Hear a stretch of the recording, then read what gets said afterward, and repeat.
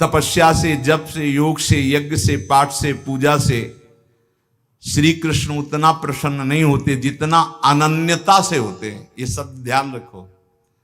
अनन्यता, जो मीरा जी कह रहे, मेरे तो गिरधर गोपाल दूसरो न कोई, जाके सिर मोर मुकुट मेरो पति सोई। ये अनन्यता, अनन्यता से प्रभु बहुत प्रसन्न होते हैं। इसीलिए ध्रुवदास जी ने प्रियाजू की अनन्यता के लिए कहा है कि यद्यपि भक्त अनन्य जो विषय इंद्रियन बस होए, कर्मठ कोटि जितेंद्रियन ते समलह न कोई। जो प्रियाजू का अनन्य हो गया, यद्यपि वो जितेंद्री नहीं है, पर वो करोड़ों जितेंद्रिय, करोड़ों कर्मकांडी से भी बढ़कर है, क्योंकि उसने प्रियाजू की अनन्यता ले ली, हमारे माई श्यामाजू को राज अंदर से। यही अनन्यता उसको निर्विकार करके प्रेम भक्ति में डुबो देगी। प्रेम भक्ति के बिना संसार का आकर्षण नष्ट नहीं होता। श्री कृष्ण जब कृपा करते हैं तो किसी को सखा बना लेते हैं, किसी को अपनी प्यारी गोपी बना लेते हैं, अपनी नित्य लीला में सम्मिलित कर देते हैं, किसी को सखी बना लेते हैं। पुरुषार्थ से कोई भगवान की लीला में प्रवेश नहीं कर सकता, अभिमान से कोई भगवान को प्राप्त नहीं कर सकता। जो अनन्य हो गया वो दीन हो गया, जो निराश्रित हो गया वो आश्रित हो गया। यहां निराश्रित का है, रुपये का आश्रय, शरीर का आश्रय, संबंधियों का आश्रय, बुद्धि का आश्रय, भगवत आश्रय कहां है? भगवत आश्रय अंदर से हो जाए तो ये सब साधन है, साध्य भगवान है। जिसको अंदर से है कि मैं अपने पुरुषार्थ से भगवान को नहीं प्राप्त कर सकता, भगवान की कृपा से प्राप्त कर सकता, और रात दिन भजन करता है पर पुरुषार्थ का अभिमान नहीं, वो भगवत प्राप्ति कर लेता है। बड़ा गूढ़ विषय है। एकमात्र भगवान के आश्रय में रहकर रात दिन भजन करता है, पर उसे अभिमान नहीं कि मैं भजन के द्वारा भगवान को प्राप्त कर लूंगा। उसको अंदर विश्वास है कि भगवान की कृपा से हमें भगवत प्राप्ति होगी, और खूब रात दिन भजन करता है, खूब लीला गायन, लीला चिंतन करता है। सनातन ने कहा, प्रभु ये तो समझ में आ गया कि भगवान की शरणागति से माया चक्र से मुक्त हुआ जा सकता है, भगवान की शरणागति में अनन्यता प्रधान है, ये समझ में आ गया। प्रभु ये अनन्यता कैसे होती है, प्रेम भक्ति का अंकुर कैसे उत्पन्न होता है? तो प्रभु ने कहा, सनातन ये अनन्यता प्राप्त करने का एकमात्र उपाय है भगवत प्रेमी महात्मा का आश्रय। जैसे परमहंस शिरोमणि जड़ भरत जी ने राजा रहुगण से कहा, जब रहुगण को उपदेश किया तो उन्होंने कहा ये भागवत धर्म, ये ब्रह्मबोध कैसे प्राप्त होगा, उपाय क्या है? तो कहा, रहुगणै तत्तपसा नयाति न चेज्यया निरूपणात् गृहाद्वा न छंदसा नैव जलाग्नि सूर्यैर् विना महत्पाद रजोभिषेकम। जड़ भरत जी ने कहा, रहुगण ये जो हम तुम्हें उपदेश कर रहे हैं ये तपस्या से नहीं प्राप्त होता, यज्ञ करने से नहीं, दान करने से नहीं, घर द्वार छोड़ने से नहीं, वेदों के पाठ से नहीं, जल अग्नि या सूर्य के सेवन से नहीं। इसकी प्राप्ति का एकमात्र उपाय है भगवत प्राप्त, भगवत प्रेमी महात्मा की चरण रज का सेवन। चरण रज का सेवन होता है उनकी आज्ञा में रहना। एकमात्र ये उपाय है प्रभु के अनन्य होने का और प्रभु की प्रेम लक्षणा भक्ति का अंकुरण हृदय में होने का। बिना भगवत प्रेमी महात्मा के भगवत प्रेम प्रकट हो ही नहीं सकता। रेमन रसिकन संग बिन रंच न उपजय प्रेम। अगर कोई भगवत प्रेमी महात्मा का आश्रय छोड़ दे तो जैसे कोई मगरमच्छ भरे हुए समुद्र में तैरना ना आता हो कूद पड़े, अगर तैरना भी आता है तो लील जाएंगे मगरमच्छ, ऐसे ही। हे सनातन, नैषाम मतिस्तावदुरुक्रमांघ्रिम स्पृशत्यनर्थापगमो यदर्थः महीयसां पादरजोभिषेकं निष्किंचनानाम न वृणीत यावत्। जैसे प्रहलाद जी ने हिरण्यकश्यप से कहा कि जब तक भगवत प्रेमी महात्माओं की चरण रज में स्नान नहीं होता तब तक जैसी मेरी मति भगवान में लगी ऐसी किसी की नहीं लग सकती। भगवत प्रेमी महात्माओं की चरण रज में, क्योंकि भगवत भक्तों की चरण धूलि में ऐसी सामर्थ्य है, उनकी आज्ञा पालन में ऐसी सामर्थ्य है कि समस्त विकारों का, अहम का नाश करके दैन्य भाव प्रकाश, दैन्य से ही भगवान रीझते हैं। जब तक तत्वदर्शी भगवत प्रेमी महात्माओं का संग नहीं, उनकी सेवा नहीं, उनका आज्ञा पालन नहीं, उनकी चरण रज नहीं, तब तक उसके हृदय में भगवत प्रेम या भगवत अनन्यता आ ही नहीं सकती। इसीलिए भगवान ने अर्जुन जी को, देखो सामने विराजमान है जगत गुरु श्री कृष्णचंद्र जी, फिर भी क्या कह रहे कि यदि तुमको तत्वबोध प्राप्त करना है तो तद्विद्धि प्रणिपातेन परिप्रश्नेन सेवया उपदेक्ष्यन्ति ते ज्ञानम ज्ञानेन तत्वदर्शिनः। अर्जुन, तुम तत्वज्ञानी महात्माओं के पास जाओ, साष्टांग प्रणाम करो और कपट न रखते हुए दैन्य भाव से उनसे प्रश्न करो, विनीत भाव से, तब वो तुम्हें महात्मागण उनका उपदेश करेंगे। तद्विद्धि प्रणिपातेन प्रश्नेन सेवा, साष्टांग दंडवत दैन्य होकर प्रश्न और उसका मनन, जैसे उत्तर हुआ उसका मनन किया तो फिर भगवान इसका कैसे हो सकता है, ऐसे प्रश्न होता है। भाई देखो, हम बता रहे कि ज्ञानी और अज्ञानी, महात्मा दुरात्मा, ये केवल शब्दों का एक श्री कृष्ण सारे जगत में छाए हुए है। ये तुम जान लो तो तुम ज्ञानी हो जाओगे, और जब तुम ज्ञानी हो जाओगे तो कोई अज्ञानी दिखेगा नहीं, और जब तक तुम अज्ञानी रहोगे तब तक कोई ज्ञानी दिखेगा ही नहीं।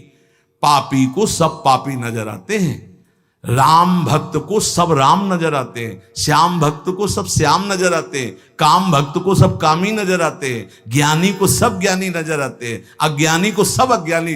दृष्टि जैसी वैसी सृष्टि, जाकी रही भावना जैसी, प्रभु मूर्ति देखी तिन तैसी। जो तत्वदर्शी महात्मा है उनके सामने जाकर प्रणिपातेन च प्रश्नया। एक बार महाराज विदेहराज जनक जी ने जब 9 योगेश्वरों से प्रश्न किया कर्म के विषय में, बोले यही प्रश्न हमने सनकादि से किया था, पर वो मौन रहे, उत्तर क्यों नहीं दिया? तो उनका इसलिए नहीं दिया कि आप उस समय अनाधिकारी थे। उस समय आप अनाधिकारी थे इसलिए वो मौन थे। मौन का मतलब अज्ञान नहीं है कि वो उत्तर देने की सामर्थ्य नहीं, आप अधिकारी नहीं इसलिए चुप है। तो हे सनातन, संतों के पास जाकर के दैन्य भाव से उन्हें सबसे बड़ा देवता मानते हुए कि साक्षात प्रभु है, फिर उनके चरणों में बैठकर दैन्यता से प्रश्न करे, तब जो वो बोलते हैं उसका मनन करे, तो उसके हृदय में भगवान की अनन्यता आ जाएगी, प्रेम का मार्ग खुल जाएगा। बहुत बातों में क्या तुम्हें सार बात बताता हूं कि प्राणी मात्र का परम पुरुषार्थ है भगवत प्रेमी महात्मा के संग से श्री कृष्ण के नाम रूप लीला धाम में रंग जाना। परम आराध्य प्रभु वृंदावन चंद्र ये पुरुषार्थ को नहीं देखते हैं, ये अपने आश्रय और अनन्यता को देखते हैं। ये बड़ी तसल्ली वाली बात है। ये पुरुषार्थ नहीं देखते तुम कितने बड़े तपस्वी हो, कितने, ये मेरा है बस। अवगुण करे समुद्र सम प्रियाजू का स्वभाव, गणत ना अपनो जा, ये मेरा है। अनन्य भाव जो संसार के संबंधों से आंतरिक मुख मोड़कर पतित पावन प्रभु की आराधना करता है, वो इस संसार समुद्र से मुक्त हो जाता है। सर्व शास्त्रों को मथ करके ये तुम्हें सार बात बता रहे हैं। क्या? आराध्यो भगवान ब्रजेस्तनयस्तद्धाम वृंदावनम रम्या काचिदुपासना ब्रजवधूर वर्गेण या कल्पिता। श्रीमद्भागवतम प्रमाणमलम प्रेमा पुमार्थो महान श्री चैतन्य महाप्रभुर मतमिदम तत्राग्रहो नापरः। महाप्रभु चैतन्य देव कहते समस्त शास्त्रों का, समस्त संतों का सार मत हम तुम्हें बता रहे हैं। वृंदावन का आश्रय, वृंदावन बिहारी का आश्रय, निरंतर उनका नाम जप, ये भगवत प्रेमी महात्माओं के संग से होता है। महात्माओं का संग और भगवत आराधना ये निश्चित भगवत प्राप्ति करा देती है। सनातन जी ने महाप्रभु के चरणों में मस्तक रखा। महाप्रभु ने हाथ फिराते हुए कहा, कुछ समय तक हमारे पास रहो और इसके बाद जहां भक्ति मूर्तिमान होकर नृत्य करती वृंदावन चले जाओ और आजीवन वहां वास करो। भिक्षावृत्ति से ब्रजवासियों की टूक पाओ और वृंदावन। तो 2 महीने महाप्रभु के पास काशी में रहे। इसके बाद वृंदावन आकर के जो ब्रज में अद्भुत भजन किया रूप जी ने, सनातन जी ने, तो प्रसिद्ध है भक्तमाल में पावन चरित्र उनका। पूज्य श्री रघुनाथ दास जी गोस्वामी जी, ये इनकी बाल्यावस्था थी। कितना स्वच्छ हृदय होता है भगवत प्रेमी महात्मा का, बाल्यावस्था में भी। ये बाल्यावस्था में ही नाम प्रेमी थे। बाल्यावस्था बहुत बड़े घराने के थे श्री पूज्य रघुनाथ दास गोस्वामी जी। काम, क्रोध, लोभ तो इनको छू ही नहीं गया था। वैसे पहले देखा हमने गांव में कि 15-16 वर्ष तक तो बच्चे एकदम निर्विकार, निर्मल। ये मोबाइल भगवान जब से पधारे हैं सबके कर कमल में, तब से बड़ी बुरी दशा होती चली जा रही नवीन बच्चों की। वो जो मन आवे सो देखते हैं, जो देखते हैं वही मनन करते हैं, वही आचरण में उतारते हैं। इसीलिए बहुत बुरी तरह जो हमारे जीवन की उन्नति की नींव है वो नष्ट होती चली जा रही नए बच्चों में। 12, 13, 14 वर्ष की अवस्था के बच्चों को सांसारिकता का संपूर्ण ज्ञान, ये है आज के बौद्धिक स्तर की भूमिका। जबकि उनको पढ़ाई में, उनको संयम में, उनको सदाचार में ढलना चाहिए तो उल्टी रीति में ढल रहे हैं। इसीलिए बहुत संकट में हमारी आगे पीढ़ी है। अगर संभली नहीं ना तो बहुत संकटपूर्ण। नए नए 18, 20 वर्ष के बच्चे ड्रग्स का इंजेक्शन लगा रहे हैं। सोचो उनकी क्या जीवन रह गया। अब उसके बिना जी नहीं सकते। और ना वो माता पिता से बताते हैं ना कोई, और वो इतनी बुरी स्थिति को प्राप्त, अब उनको चाहिए, उसके लिए वो कुछ भी करने को तैयार है। पहले उनको दोस्तों ने फ्री चखाया, फिर धीरे धीरे वो व्यसनी बन गए। फिर आज समाज में बहुत ये व्यसन, व्यभिचार, छल कपट मानो एक तांडव कर रहा है और उसे सुख माना जाता है, उसे उन्नति मानी जाती है। पर निर्मलता उन्नति है, निष्कामता उन्नति है, ये लोग नहीं समझ पा रहे। श्री रघुनाथ दास गोस्वामी जी का हृदय बचपन से ही बहुत ही शांत स्वभाव का। उनके घर में भी ठाकुर जी विराजमान थे। जैसे पूजा गृह होते तो बचपन में ही ठाकुर जी के सामने बैठ जाते और मानो भगवान से बात करते, परम पावन प्रभु से बात करते, प्रभु के चरण स्पर्श करते जो छवि में, और उनका नाम कीर्तन करते। ये होता है पूर्व का कोई ऐसा भजन होता है जो बचपन में अपना रंग दिखाता है। जो भगवान कहते हैं जैसे मेरा भक्त है नामे भक्ता प्रणश्यति, एक जन्म में भगवत प्राप्ति वाली बात नहीं बन पाई तो फिर अगला जन्म महाभागवत का देते हैं। वो ऐसा जन्म देते हैं बचपन से भगवान का भजन, भगवान का मार्ग का अनुसरण। ये महाभागवत है श्री पूज्य रघुनाथ दास गोस्वामी जी। अभी तक इनके हृदय में किसी भी बात का आकर्षण नहीं था। जिसके हृदय में किसी बात का आकर्षण नहीं होता, उनको आकर्षण करने के लिए माया नहीं, भगवान के प्रेमी महात्मा जन पधारते हैं। ऐसा ही होता है। इनके पिता हिरण्य मजूमदार और उनके भाई गोवर्धन मजूमदार ये राजा महाराजा की तरह थे, ऐसा वैभव इनका था। बड़े जमींदार थे और बहुत ही बादशाह की तरफ से इनको सुविधाएं मिली हुई थी, स्वयं राजा महाराजा की तरह थे। अगर गंगा जी भी आचमन करने जाना है रघुनाथ दास गोस्वामी जी को, तो 4 बेतधारी और पालकी पे बैठकर, बालक हैं 4 बेतधारी इधर उधर चल रहे, पालकी से उतरे, गंगा जी का आचमन किया, पालकी में बैठे, घर आए। ऐसा 20 लाख रुपए उस समय आमदनी थी, 20 लाख रुपए की। 12 लाख रुपए बादशाह देता था क्योंकि मजूमदार थे। लाखों रुपए की जिसकी आमदनी उस समय, उसके क्या ठाट बाट होंगे। आज के करोड़ रुपए और उस समय के 20 लाख रुपए शायद, या और करोड़ से भी ऊपर हो सकते। इतने धनी होने पर उनके दोनों जो पिता थे, मतलब पिता और पिता के भाई, बड़े ही धर्मात्मा प्रकृति के थे। महाप्रभु चैतन्य देव जी तो जान रहे ना कि मेरा एक निज पार्षद कहां पल रहा है।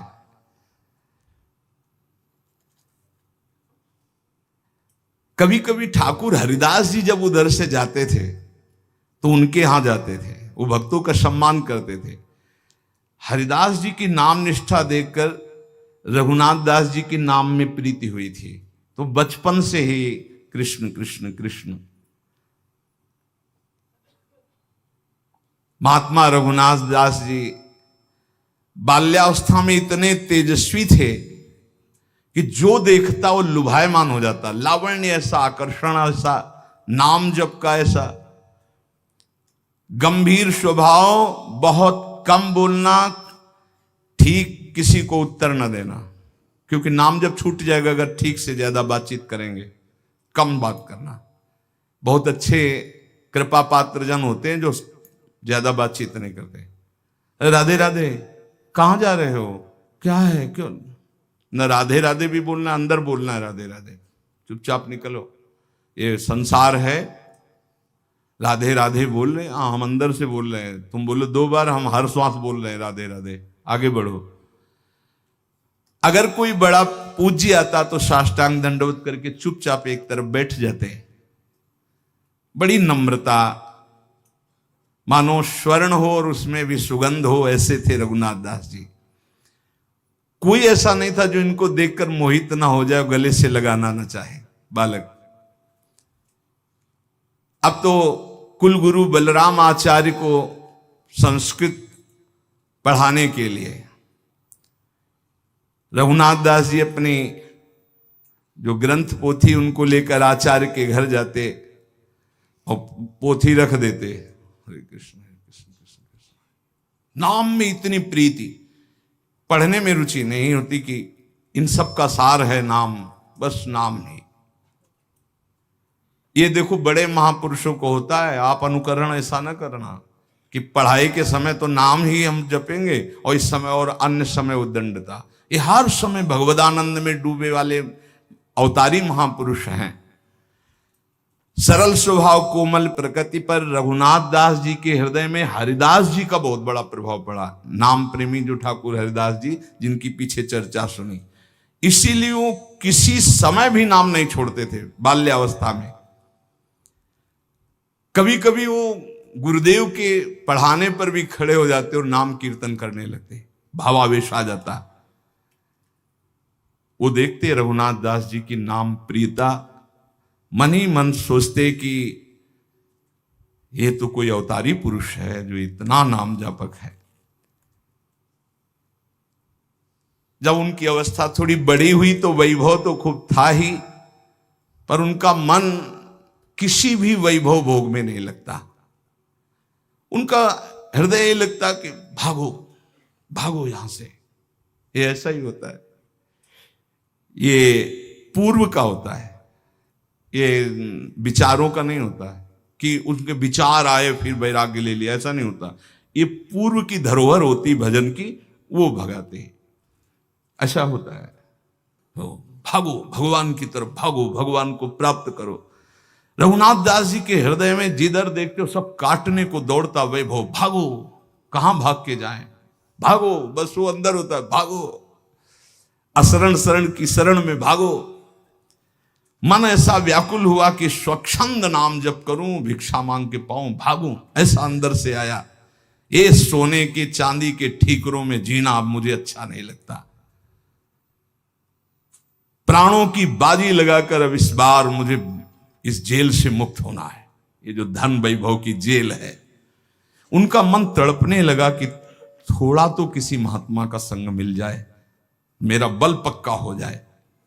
परिवार वालों ने जो भी इनका व्यवहार देखा कि न खान पान में रुचि, न भोग विलासता की वस्तुओं में रुचि, ढेर सारी उनकी भोग सामग्रियों की, वहां तो खूब वैभव था ही, कोई चीज वो स्वीकार नहीं करते। क्या खाओगे, क्या पियोगे, क्या देखोगे, क्या चाहिए तुम्हें। ऐसी दशा में दोनों भाई चिंतित हो गए, पिता और ताऊ भी। वो हर समय गंभीर, बस कृष्ण नाम, कुछ नहीं हो। उस समय महाप्रभु सन्यास लेकर शांतिपुर में अद्वैताचार्य के घर आए हुए थे। रघुनाथ दास गोस्वामी जी ने चर्चा सुनी घर में, महाप्रभु चैतन्य देव आए हुए हैं अद्वैताचार्य जी के घर, 4-5 दिन रुकेंगे। ये भागे घर से, मुझे दर्शन करना है, महाप्रभु के दर्शन करने व्यवस्था की गई। बोले नहीं, पालकी में नहीं, पैदल भाग करके गए। महाप्रभु के सामने गए, बालक ही थे, लौट गए। महाप्रभु ने कहा और रघु आओ। रघुनाथ दास नाम था तो रघु के आओ, दुलार से कहा। और कहा बहुत समय से बिछुड़े थे, आज मिले हो। मतलब भगवत पार्षद हैं ये तो। संसार में चिरकाल से भटका हुआ जीव जब अपने स्वामी की शरण में पहुंचता है तो कैसा सुख मिलता है, ऐसा से रघुनाथ दास जी को सुख मिल रहा है। महाप्रभु ने गले लगाया रघुनाथ दास जी को। रघुनाथ दास जी ने कहा प्रभु मुझे कुछ अच्छा नहीं लगता, पता नहीं क्या हो गया, ऐसा लगता है भागूं। उनका नहीं, बिल्कुल नहीं, घर में जाके रहो और घर में भजन करो। ये मरकट वैराग्य अच्छा नहीं होता। 4 दिन के लिए बैरागी बने, फिर लौट करके घर की बात याद आवे, घर की सुविधा याद आवे, ऐसा नहीं। वैरागी को घर से कोई भी वस्तु का प्रयोग नहीं करना चाहिए। ये सिद्धांत है, वैराग्य का ये सिद्धांत है। वो भगवत आश्रित ही जीना चाहिए। धाम है इसलिए थोड़ा सा गुरुजन छूट दे देते हैं, चलो वास करो किसी तरह के शिव, पर वो एकमात्र वैरागी का आश्रय भगवत प्रदत्त जीवन होना चाहिए। भगवत प्रदत्त, वैरागी का मतलब ही होता है भगवत प्रदत्त जीवन। महाप्रभु ने कहा नहीं, ये मरकट वैराग्य अच्छा नहीं होता कि 4 दिन के लिए वैरागी बने, फिर घर का याद आवे, घर की वस्तु का सेवन, ऐसा है। महाप्रभु ने कहा ये मरकट वैराग्य ठीक नहीं रहता, तुम जाके घर में रहो। रोते हुए वापस चले आए। जब महाप्रभु ने स्वीकार नहीं किया, पिता को बड़ी चिंता हुई। बहुत सुंदरी नवकिशोरी से इनका ब्याह करवाया कि यही एक फांस है जिसमें रोका जा सकता है बैरागी को। गोवर्धन दास धनी थे, राजा और प्रजा दोनों के प्रीतिभाजन थे, बड़ी प्रतिष्ठा थी, उनकी बड़ी ही सुंदर कन्या थी, उससे विवाह करवाया। राजाओं के समान वैभव उन्होंने दहेज में दिया। रघुनाथ दास जी को ऐसी सुंदर पत्नी, ऐसा सब भोग विलास देखा भी नहीं। कैसा कृष्ण नाम का स्वाद है, जबरदस्ती ब्याह कराया गया, उनकी तो रुचि ही नहीं थी। पिता को क्या पता था कि इनका मन तो किसी अव्यक्त से संबंध मान चुका है। पत्नी का सौंदर्य, पत्नी की प्रियता, भोग सामग्रियां, सब वैभव तुच्छाति तुच्छ इनको नजर आया। इन्होंने बात भी नहीं की, ये भी प्रयास विफल गया। अब तो पूरे परिवार जलने लगा कि अब क्या होगा, अब तो कोई रास्ता ही नहीं कि इनको रोका जा सके। रघुनाथ दास जी ने अपनी पत्नी से एकांत में प्रेम से हाथ जोड़कर कहा कि हम आपसे प्रार्थना करते हैं कि हमारा मन मधुप श्री कृष्ण चरणारविंद के, हम कभी आपसे बात नहीं कर पाएंगे। ये जो जबरदस्ती हुआ है, श्री कृष्ण आपकी रक्षा करें, आप पर कृपा करें। उदासीन परिवार वाले जब कि ये प्रथम ब्याह से लेकर के बात ही नहीं, कोई चर्चा ही नहीं, बहुत ही सबको भय हो गया कि अब ये। जब रघुनाथ दास गोस्वामी जी ने सुना कि प्रभु वृंदावन नहीं जा सके, रामकेल से लौटकर अद्वैताचार्य जी के घर ठहरे, तो बड़ी नम्रता के साथ पिताजी के चरणों में प्रार्थना की कि मुझे महाप्रभु के दर्शन करने की आज्ञा दो, मैं शीघ्र लौट आऊंगा। अब वो तो समझ ही रहे थे कि इनकी दशा क्या है, तो उन्होंने कहा ठीक है आप दर्शन करे आइए। आंखों में आंसू भरकर कहा कि एक बात केवल तुम ध्यान रखना, हमारे दोनों भाइयों के बीच में इतने वैभव में कुल के दीपक तुम ही हो, अगर कोई इधर कदम हटाए वैराग्य की तरफ, आप ले गए इधर से हटाए, तो हम लोग अनाथ हो जाएंगे। तुम हमारे जीवन के आधार हो, मैं जीवित रहता हूं तुम्हें देखकर, तुम्हारी हर बात को मैं बर्दाश्त कर रहा हूं, लेकिन हमारी आंखों से बाहर चले गए तो हम लोग प्राण त्याग देंगे। मेरी प्रार्थना है, मेरे सफेद बालों की तरफ देखकर, मेरे आंसुओं की तरफ देखकर, जब तक मैं जिंदा रहूं तो ऐसे कदम मत निकालना। बस इतनी हमारी प्रार्थना। बड़े दैन्य होकर पिताजी ने, ताऊ जी ने ऐसा, पर जो निर्मम भगवान के प्रेम में है उसको इन ममता आंसुओं का कोई प्रभाव नहीं पड़ता। रघुनाथ दास जी ने चरणों को स्पर्श किया और कहा पिताजी मैं बिल्कुल चाहता हूं कि आपके अनुकूल चलूं, पर मेरा चित्त मेरे वश में नहीं है। ऐसा लगता है कि मेरे चित्त में कोई बलात् बैठा हुआ करवा रहा है। मैं बहुत चाहता हूं कि मैं आपको कभी कष्ट ना दूं, पर अब आपसे मैं ये वचन देता हूं, अभी तो लौट के आ जाऊंगा, पर मेरा मन मधुप श्री कृष्ण के लिए तड़प रहा है। एक पालकी मंगवाई गई, उसमें फिर रक्षकों को राजकुमार की भांति उनको सजाकर सब भेंट की सामग्री महाप्रभु के लिए, जो ही घर से बाहर गली में ऐसे कूद पड़े, सब छोड़ दिया, नंगे पैर भागे वहां से। कौन प्रपंच पालकी, सब धूप में नंगे पैर, सुकोमल शरीर, और महाप्रभु के चरणों में जाके दूर से साष्टांग प्रणाम किया। महाप्रभु ने कहा आ गया रघु, फिर छाती से लगाया और कर कमल से इनके घुंघराले बाल ऐसे सहलाते हुए हृदय से लगाया।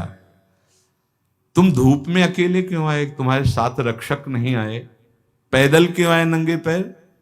कहा प्रभु नौकर जन भी थे साथ में, उस रक्षक पालकी भी थी, पर प्रभु मुझे अच्छा नहीं लगा, मैं ऐसे, क्षमा कीजिए। महाप्रभु मुस्कुरा दिए। रघुनाथ दास जी ने आंसुओं से भिगोते हुए महाप्रभु के काशाय वस्त्र में से कहा प्रभु अब दूरी सही नहीं जाती, अब आप अपने से दूर मत कीजिए मुझे। महाप्रभु ने कहा देखो कोई कार्य जल्दीबाजी में ना करे, तुम पर श्री कृष्ण की असीम कृपा है, पर जब तक तब तक इंतजार करो, वो समय आएगा, तुम इंतजार। रघुनाथ दास जी ने कहा प्रभु कारावास भी किसी को अच्छा लग सकता है, ये पिता का वैभव, ये पिता का सब सुख सामग्री मुझे कारागार लगता है, मुझे छुड़ा लो इस कारागार से। महाप्रभु ने कहा क्या तुम्हें परेशान? बोले प्रभु हर समय हमारे ऊपर अंगरक्षक पहरा दे रहे हैं कि अगर मैं एक कदम भी चलूंगा तो पहरेदार साथ होंगे। प्रभु मुझे ग्रह बंधन से मुक्त कर दो, मैं बहुत। महाप्रभु ने कहा चिंता मत करो, तुम तो मुक्त पुरुष हो, तुम्हें कौन बांध सकता है। रघुनाथ, पर घर तुम्हारे लिए बंधन नहीं हो सकता। देखो, जब घर में ममता करे तो वो बांध सकता है, तुम तो श्री कृष्ण की ममता वाले हो। तुम आसक्ति छोड़कर घर में रहते हुए, तुम्हारा ब्याह हो गया है स्त्री से, पिता से, वैसे प्रेम में व्यवहार करो। महापुरुष जन देखते हैं हृदय की स्थिति। रघुनाथ दास जी ने कहा प्रभु मुझे इन खिलौनों में बहकाओगे अब भी? क्या प्रभु आप देख नहीं रहे हो कैसी आग लग रही मुझे इन खिलौनों से? प्रभु मैं समझ रहा हूं अनाधिकारी हूं, इसीलिए आप इन खिलौनों की बात कर रहे हो। प्रभु अब नहीं, अब तो श्री कृष्ण चाहिए। प्रभु जो आपका कृपा कोर नहीं पाया उसी को खिलौने अच्छे लगते हैं। नहीं प्रभु, आप जो उपदेश कर रहे हो उनके लिए ठीक है, जो धर्म पूर्वक गृहस्थ का पालन करते हुए भगवत प्राप्ति की बात सोचे। प्रभु मैं तो सिर्फ आपका बच्चा हूं, आपके चरणों के समीप रहना चाहता हूं। मुझे ना स्त्री में आसक्ति है, ना घर में आसक्ति है, ना भोग में। प्रभु मुझे काटने को दौड़ता है सब कुछ, मुझे मुक्त करा दो। प्रभु ने कहा जो तुम कुछ कह रहे हो सब ठीक है, फिर तो मैं कह रहा हूं कि मरकट बैराग्य ठीक नहीं। वो कभी फिसल नहीं सकते जिन्होंने कष्ट को गले लगाकर आगे बढ़ा है, और जिन्होंने संपत्ति को देख करके कि अमुक आश्रम के गुरुदेव संपत्तिवान, उनके शिष्य बनेंगे, हम उनके अधिकारी बन जाएंगे, जब विपत्ति आएगी कष्ट आएंगे तो फेल हो जाएंगे। कभी भी संपत्ति को देखकर शिष्य नहीं बनना चाहिए, वैभव को देखकर शिष्य नहीं बनना चाहिए, सदैव भगवान को देख करके आगे बढ़ना चाहिए। जो ये क्षणिक बैरागी होते, इन पर जब कसौटी कसती है माया तो ये लोग भाग पड़ते हैं, फिर इनको घर ही में देखा जाता है। महाप्रभु कह रहे, रघुनाथ दास जी ने कहा प्रभु कसौटी तो बैरागियों की होती, हम तो आपके बच्चा है प्रभु। ये बहुत बचने का बहुत सुंदर उपाय है। प्रभु क्या आपकी कृपा रूपी अमृत का पान करने वाले को कभी क्या विषय भी सता सकता है नाथ? क्या आपके चरणों का आश्रय लेने वाले को कभी राग फंसा सकता है? प्रभु ने धीरे से कहा ठीक बात है, तुम्हारी ठीक बात है, पर अभी मेरी आज्ञा है तुम जाओ, अभी घर जाओ। मैं यहां से लौटकर पुरी जाऊंगा, फिर समय आएगा तुम पुरी में मुझे मिल जाओगे। ये नहीं कहा कि आप आना, समय आएगा तो तुम पुरी में मुझे मिल जाओगे। रघुनाथ दास जी को लगा कि महाप्रभु का आदेश हो गया है। अभी महाप्रभु पुरी तक पहुंचे, 7 दिन 7 रात्रि महाप्रभु के पास ही रहे, अद्वैताचार्य जी के घर। महाप्रभु का उच्छिष्ट पाते, चरणों के नीचे शयन करते। वहीं श्रीमन माधवेंद्रपुरी की पुण्यतिथि समीप ही थी। अद्वैताचार्य की प्रार्थना करने पर शांतिपुर में महाप्रभु और टिके। कई दिन तक आनंद मिलता रहा रघुनाथ दास गोस्वामी को महाप्रभु की उच्छिष्टामृत का।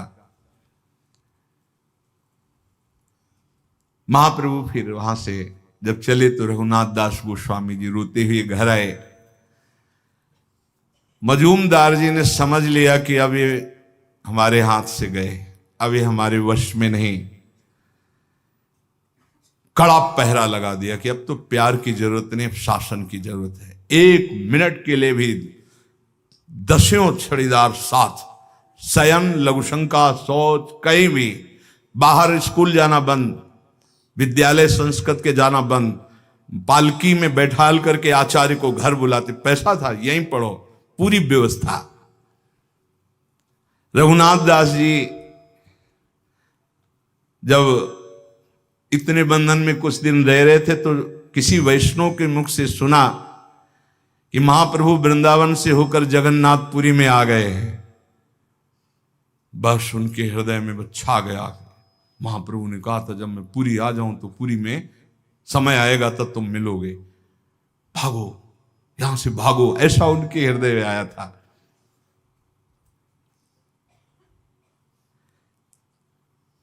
जो आचार्य पढ़ाने आते थे, उनके मन में आया कि निकलने का एक ही उपाय है कि इन्हीं के संग पीछे निकला जाए। पीछे पीछे आचार्य के चलने लगे। उन्होंने कहा कि बस बस सम्मान के लिए इतना ही काफी है, तुम अंदर जाओ, क्योंकि तुम्हारे पिता ने इतनी सुरक्षा कर रखी है। मन में कि बंदी की तरह अब मुझे जीवन नहीं जीना है, क्षण भर के लिए भी जीवन नहीं जीना। हा गौर हा प्राण वल्लभ, अंदर से एकदम फिर अपने को संभाला और कहा, गुरुदेव अंदर तो सब व्यवस्था है, पीछे सब खड़े हैं, थोड़ी देर खुली हवा में आपके साथ चल सकते हैं? आपकी आज्ञा जहां होगी थोड़ी देर के बाद में। हृदय में आग जल रही कि बस केवल घर से बाहर निकल कर गली में पहुंचे, इनको उधर जाना होगा, मैं जगन्नाथपुरी के लिए भागूं। भला है विचार करो, जिन महापुरुषों के पास इतना वैभव था, सुंदर पत्नी, सब व्यवस्था, कैसा भगवत भजन का आकर्षण होता है। इसे वैराग्य कहते हैं, वैराग्य से कहते हैं। वैरागी की तीन ही गिरने की खाइयां हैं, कंचन, कामिनी, कीर्ति। तीनों बात इनकी घर में ही थी, उनको ठुकरा करके ये भगवान के लिए, ऐसे महापुरुष कितना वैराग्य में जीवन व्यतीत किए भगवान के प्रति।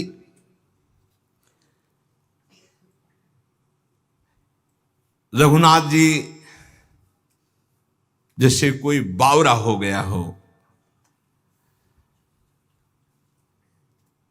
पीछे पीछे उनके चले। उन्होंने कहा, जाओ वापस, अब तो जाओ ना। हाँ गुरुजी, पहले आप आगे निकल करके अपने गली में जाइए, हम तो वापस, हम तो आपके चरणों के दर्शन खड़े खड़े कर रहे हैं। उनको लगा ये भी ठीक बात है, वो गए। जे ही ऐसे गए, आसपास देखा, अच्छा अंगरक्षकों ने इसलिए कि गुरुजी के पास 4 कदम जाएंगे, भाग पड़े रघुनाथ दास जी। हा गौर हा प्राणनाथ, जगन्नाथपुरी के लिए। जिसको भगवान में अनुराग हो जाता है, उसको कोई संकट, कोई विपत्ति, नई अवस्था, नंगे पैर, ना कुछ खाना ना पीना, ना कोई साथी, और जगन्नाथपुरी नजदीक थोड़ी है। कई दिन रात भागते ही रहे, क्योंकि पता था कि राज कर्मचारी पकड़ लेंगे। देखो, जिस सुख के लिए बैरागी फिसल सकता है, उन सुखों को कैसे छोड़कर भगवान के मार्ग का अनुरागी भागता है। कहीं मेरे पिता के का राज कर्मचारी मुझे पुनः पकड़कर घर ना ले जाए, इसलिए रात दिन भाग रहे जंगल के रास्ते से। जैसे परशुराम जी की बेटी करमेती बाई, जब वो वृंदावन के लिए भागी, जब देखा कि गवन के लेने वाले आ गए, तो उनका ये जीवन तो श्री कृष्ण को है, दूसरा कैसे इसे स्पर्श कर सकता है। रात में भागी, स्त्री शरीर, सोचो मतलब कितना प्रबल बल होता है भगवान का। अब सुबह हुआ, मां ने देखा कि अरे रिश्तेदार तो बैठे हैं जो बेटी को लेने आए हैं, और बेटी ही गायब हो गई। परशुराम जी से कहा, उन्होंने तुरंत राजा को सूचना की। राजा उनके शिष्य थे, राज कर्मचारी घोड़ों पे भागे, चारों तरफ सूचना दी कि वृंदावन के मार्ग में होगी, क्योंकि वृंदावन वृंदावन पुकार रही, तो जरूर वृंदावन भाग के जाएगी। इधर घोड़े दौड़ाए गए। श्री कृष्ण अनुरागिनी करमेती बाई ने भी सोचा कि सबको पता मैं वृंदावन जाऊंगी। थोड़ी दूर में देखा टॉप से, जो घोड़ों के टॉप से धूल उड़ती, उन्होंने समझ गए राजकर। वहां एक ऊंट मरा हुआ पड़ा था। सोचो ऊंट की कितनी बड़ी दुर्गंध, सड़ा हुआ, उसमें के पेट में जो ऐसे पशुओं, हिंसक पशुओं ने खाया था, खोखला बन गया था ढांचा, उसके अंदर घुस गई। 3 दिन 3 रात तक उसके अंदर कितनी सड़न में, उनको कोई सड़न नहीं लग रही। कृष्ण कृष्ण कृष्ण कृष्ण सब रास्ते खुजवा। जब उनको लगा कि अब कोई नहीं, तब बाहर निकली और वृंदावन के लिए आई। ये कैसा भगवान के अनुराग का मार्ग, जहां संसार के भोगों के लिए लोग पागल घूम रहे हैं, ये श्री कृष्ण बावरे जन बमन की तरह उनको त्याग दिया।